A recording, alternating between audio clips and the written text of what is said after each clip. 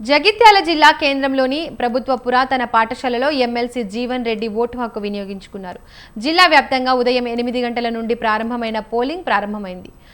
Vote హక్కు కలిగిన ప్రతి ఒక్క గ్రాడ్యుయేట్ టీచర్ వినియోగించుకోవాలని జీవన్ రెడ్డి కోరారు. ప్రతి ఒక్క గ్రాడ్యుయేట్ టీచర్స్ వారికి నచ్చిన ఎమ్మెల్సీ అభ్యర్థిని ఎన్నుకొని సమాజానికి న్యాయం జరిగే విధంగా చూడాలని కోరారు.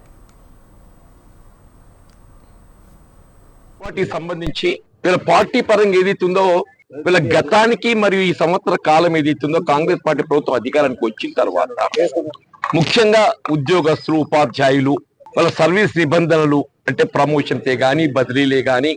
ఇవన్నీ కూడా ఏదైతుందో పరిష్కరింప చేయడం, 371 జీవో పట్ల ఏదైతుందో కొంతవరకు సమస్య పరిష్కరింప చేయబడే విధంగా ప్రభుత్వ చర్యలు చేపట్టడము,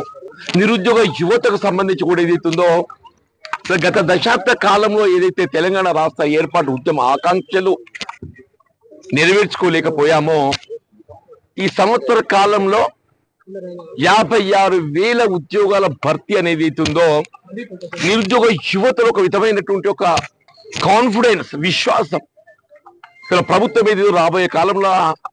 ఇటు ప్రభుత్వ పరంగా కానీ లేక స్వయం ఉపాధి పథకాలకు సంబంధించే కానీ వారికి ఒక ఉపాధి చూపెట్టబోతుంది అనేటువంటి ఒక